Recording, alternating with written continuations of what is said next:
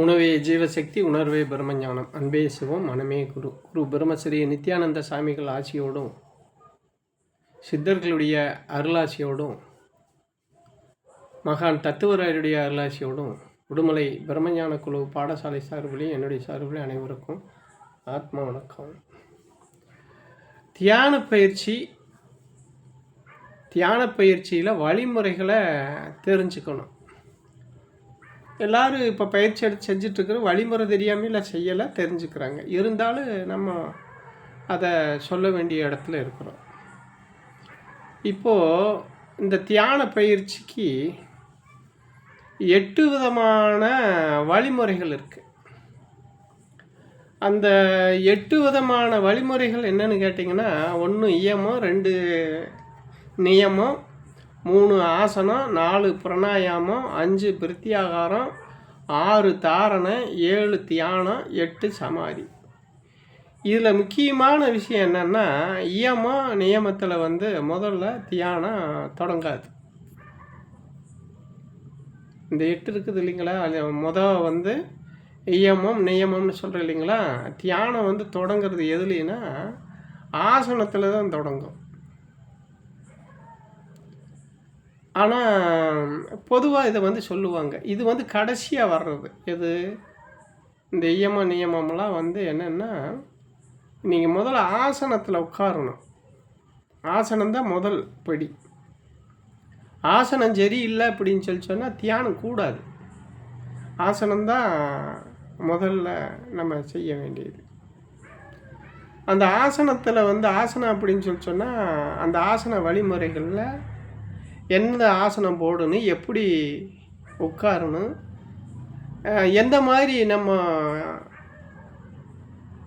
அந்த தியான பயிற்சி செய்கிறதுக்கு முத்திரைகள்லேருந்து எல்லாமே முறையாக பண்ணணுங்கிறது போது இந்த ஆசனத்துக்குள்ளே எல்லாமே இதெல்லாம் அடங்கும். முத்திரைங்கிறது அந்த இதுகள்லாம் எல்லாமே இந்த ஆசனத்தில். அப்போ முதல்ல ஆசனம் கரெக்டாக இருந்தால் முதுகெலும்பு நேராக உட்கார்ந்தா முதுகெலும்பில் நேராக நிற்கணும். நேராக இருக்கிற மாதிரி தான் ஆசனம் போடணும். அதுதான் முதல்ல தியான பயிற்சிக்கு ஆரம்பமாக இருக்கிறது ஆசனம். அப்போது இந்த தியானம் செய்யணுன்னா ஆசனம் ரொம்ப முக்கியமாக இருக்குதுன்னு சொன்னோன்னா, அப்புறம் இந்த நியமம் இல்லாமல் பயிற்சி வெற்றி அடையவும் செய்யாது. கடைசியாக இருந்தாலும் இந்த நியமம் இல்லாமல், அதாவது அப்படின்னு சொன்னால்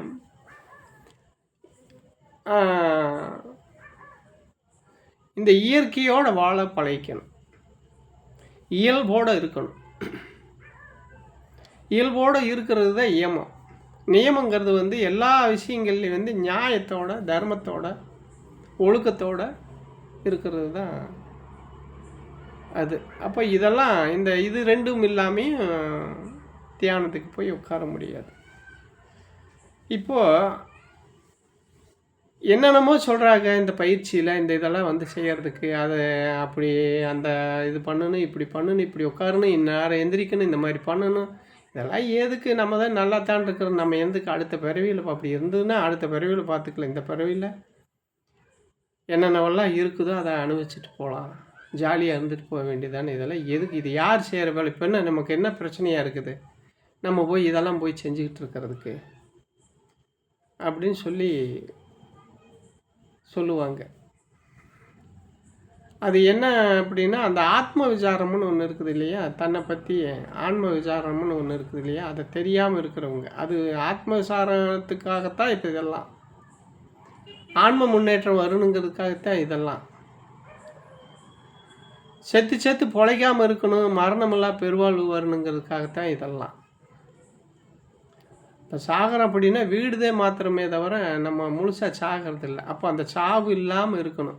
அதுக்கு இதெல்லாம் பெரியவங்க நமக்கு தெரிஞ்சு கற்றுக் கொடுத்துட்டு போயிருக்கிறாங்க. அதை சொல்லி வழிமுறைகளையும் சொல்லி கொடுத்துருக்குறாங்க, கற்றும் கொடுத்துருக்குறாங்க.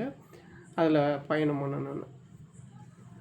அப்போ இப்போ ஜாலியாக இருக்கிற அப்படின்னு சொன்னால், இந்த ஜாலியாக இருக்கிறதுக்கு என்னவெல்லாம் பண்ணுறோமோ, நல்லதும் பண்ணலாம், கெட்டதும் பண்ணலாம். அப்போ அதை அனுபவிக்கிறதுக்கு திருப்ப பிறந்துக்கிட்டே இருப்போம் அப்படிங்கிற அந்த மாதிரி இருக்கக்கூடாதுங்கிறதுக்காகத்தான், அதுக்கு ஒரு முற்றுப்புள்ளி வைக்கணும் அப்படிங்கிறதுக்காகத்தான் நம்ம இந்த வேலைக்கு போகிறோம். அப்படி சொல்லும்போது இவங்க என்ன சொல்லுவாங்க, ஐயோ நம்ம மனைவி இருக்கிறா, பிள்ளைங்க இருக்கிறா, சொத்து இருக்குது, சுகம் இருக்குது, இதெல்லாம் விட்டு போட்டு நான் எப்படி வந்து இந்த தியானம் அது இதுன்னு வந்து போகிறது, எனக்கு இது தேவையா அப்படின்னு சொல்லி மறுபடியும் அந்த கேள்விக்கு ஒவ்வொருத்தர் மனசுலையும் எழுது. அது எழுந்தால் அந்த தியானமும் இந்த பயிற்சியும் வந்து என்னன்னா உங்கள் ஆன்ம முன்னேற்றத்துக்கு வழிவகை செய்யுதுங்கிறத வந்து நீங்கள் சரியான பெரியவங்கக்கிட்ட வந்து கேட்டு தெரிஞ்சு இதில் வந்து பயணம் பண்ணீங்க அப்படின்னா உங்களுக்கு ஆன்ம லாபம் கிடைக்கும். அனைவருக்கும் ஆத்ம வணக்கம்.